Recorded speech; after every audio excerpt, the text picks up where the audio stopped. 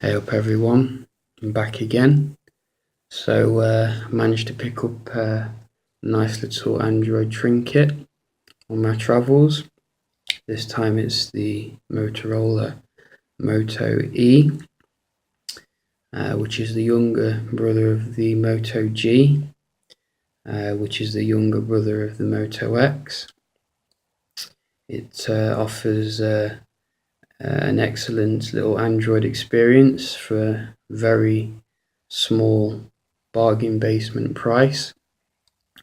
So I just wanted to see how it performed and if it would be something that I would carry as a backup device or something.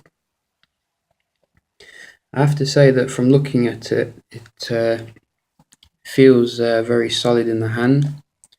It comes with a similar type of build quality to the Moto G, but without the flash from the back for the camera, which is again a 5 megapixel shooter, which doesn't support auto flash unfortunately, and doesn't support autofocus.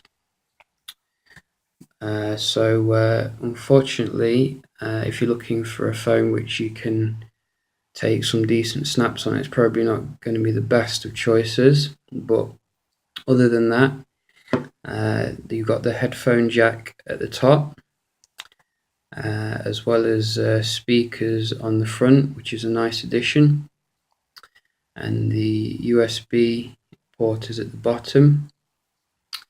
The volume rockers are on the side, and again they're those quite plasticky feeling ones, which I'm not that big of a fan on, but they do the job. The screen is 4.3 inches across, which gives you quite a bit of real estate. At the end of the day, this was a standard size for Android handsets around 2011, 2012. So to fit such quite a big display in such a small form factor is quite nice of Motorola. I have to say it does feel very solid, and it is nice to be able to get your hand around the whole phone without stretching from use of bigger phones. But overall, my impressions of the build quality is that it's very solid, and I think the design just gets out of the way really, and wants you to focus on the actual experience. So when you do power up the display, you have quite a basic display, which by no means is that high quality, but certainly gets the job done. It's got 256 ppi, and it's 540 by 960 pixels. So it's LCD as well, so not AMOLED. I'd say that the display is passable on the device. I don't think it's up there with the Moto G in regards to the display, because I do notice some quite it's quite not very bright display.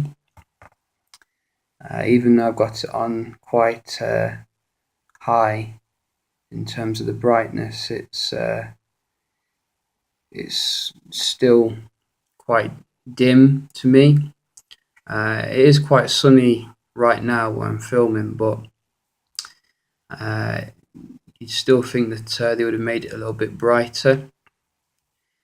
But other than that, it does do the job. Viewing angles are decent. The colour doesn't really degrade that much when you do look at it from the sides, but because of the brightness, it does look like it is degrading.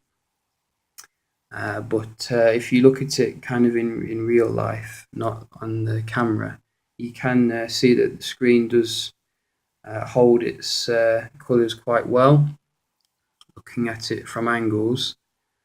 I'd say that daylight visibility indoors leaves a bit to be desired, so outdoors probably won't be very good either. But I don't suppose you can expect much for a device of this caliber in regards to the price.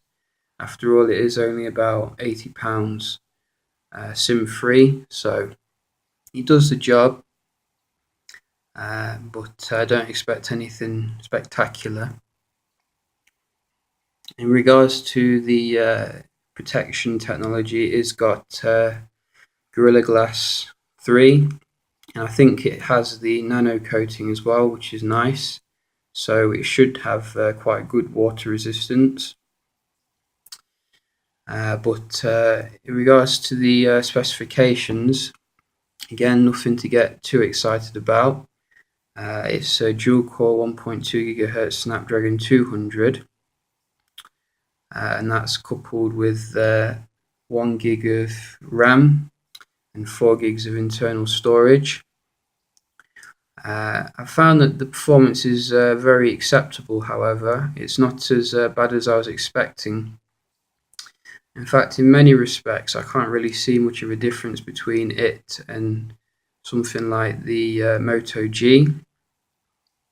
Going in and out of apps is quite quick and easy, and really goes to show you how far processors have come along. However, when you do some more demanding stuff, such as like navigation, you'll find that the performance is a bit hit and miss. As you can see, there's a lot of jerkiness and kind of lagginess when you're using it. It's still usable, but the dual core does struggle when doing more intensive things. I'll show you web browsing as well.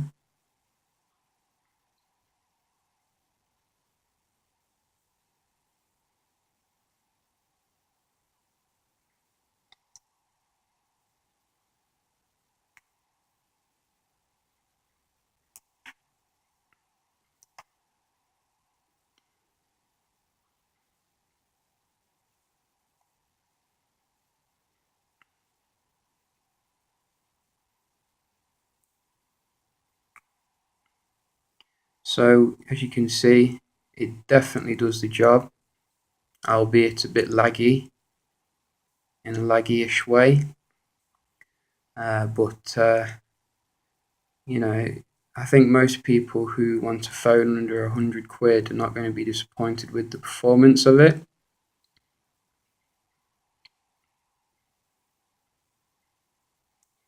As you can see, when you do start going a bit quick on it, it does seem to slow down every now and again.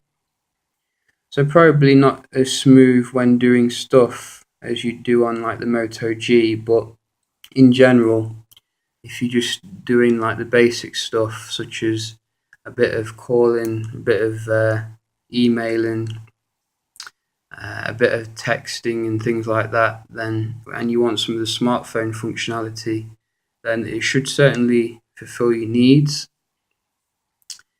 But yeah, I think it's on the bare minimum of what KitKat can run smoothly on. In regards to the camera is, as I said, a 5 megapixel camera, which unfortunately doesn't support autofocus, which is a bit of a shame. I would have liked it if they'd kept the camera experience like it was on the Moto G, which was a very good camera experience for the price. But it certainly does the job when you need to take a picture of something quickly. I think the only real thing that you need to be aware of is the lighting and the distance of the object that you take a picture of. If I get a banana, for example, like as you can see, it's very close to it at the moment, and it can't focus whatsoever. but if I put that banana further away and take a picture of it,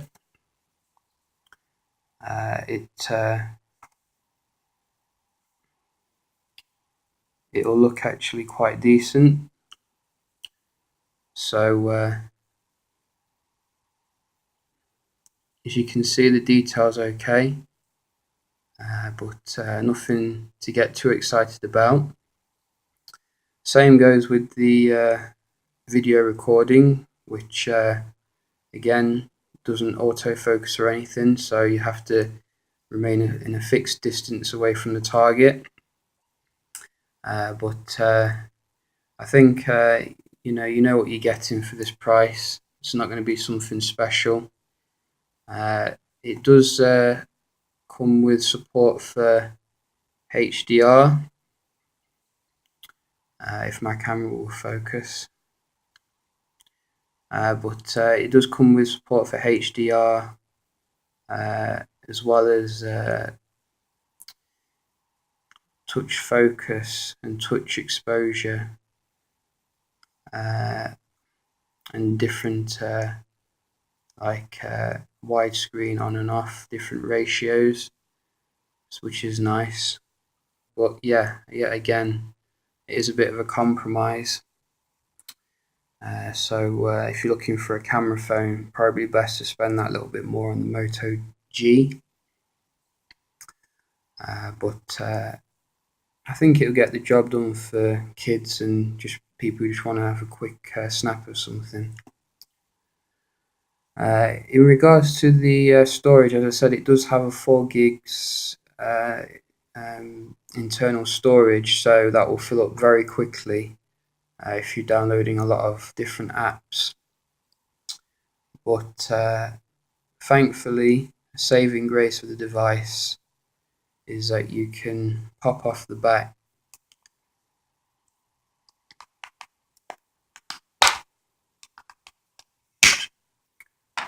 and within it you'll find micro SD, something that you don't get on the original model of the Moto G, but you do get on the new model of the Moto G. You also find standard micro SD SIM, which is nice. None of this nano SIM nonsense on the Moto X. The back does feel quite solid when it does snap on as well, unlike some Samsung devices. But it is nice you can expand the storage of the device. In regards to the speaker quality, I'd say that the speaker quality is surprisingly loud. Yet again, I think that it could be to do with the speaker being on the front, as well as Motorola's well known for basically giving very good putting good speakers on their phones recently. I can give you an example of it.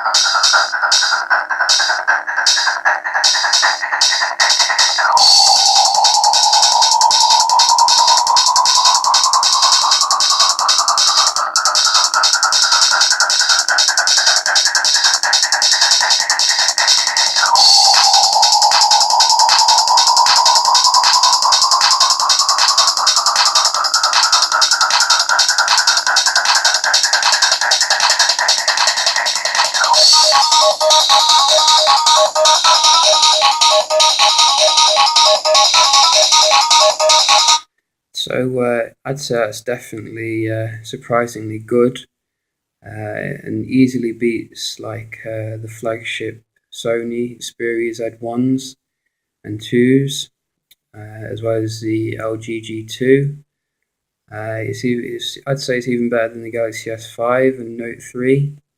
So very good props to Motorola for putting such a good speaker into the device. Through the headphones, it sounds good as well. Probably not as good as the Xperia handsets, and call quality is quite decent. I think a lot of people will be just buying the device as a backup phone, so that is the main thing that they'll be looking for. And I can definitely say that call quality does sound, very decent. In regards to the software, it's running Android KitKat 4.4.2 with Motorola's very minimalist skin.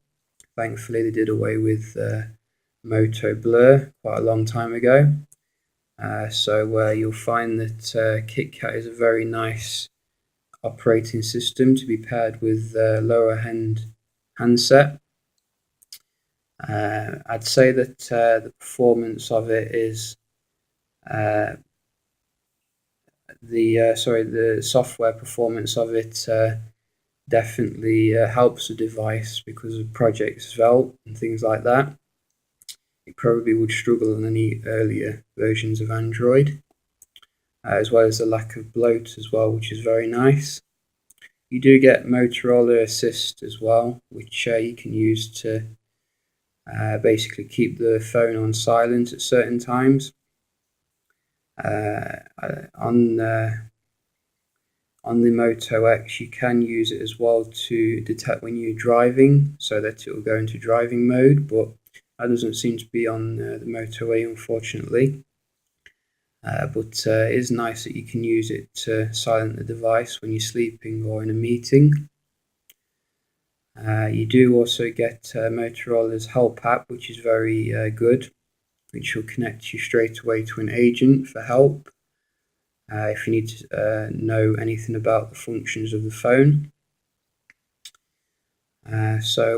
Yeah, the software experience is like Nexus, really. It's very pure Android, and I think it complements the device nicely. In regards to the actual overall package of the device, I'd say that it makes some compromises here and there, like for example the camera without autofocus and a slightly dull screen. But would I have it as a secondary device? Yes, I would, of course. I mean, it's an absolute bargain for what it offers, and especially if you don't want to take your like high-end phone to somewhere where it might be damaged or lost, it could be worthwhile to pick one of these up, so that you've got something that you don't mind getting bashed around or something. And at the end of the day, the camera performance isn't that bad when you're in the right conditions. I'd say it's probably equal to how cameras were back in the HTC Touch HD era. So, it shows you how far things have progressed, really. But overall, very nice little phone from Motorola, and I look forward to seeing what else they have to offer, such as the Moto X Plus One, as well as any subsequent budget models that they produce. Yeah, hope you liked the video, and if you found it informative, please subscribe, and I'll see you next time. Cheers.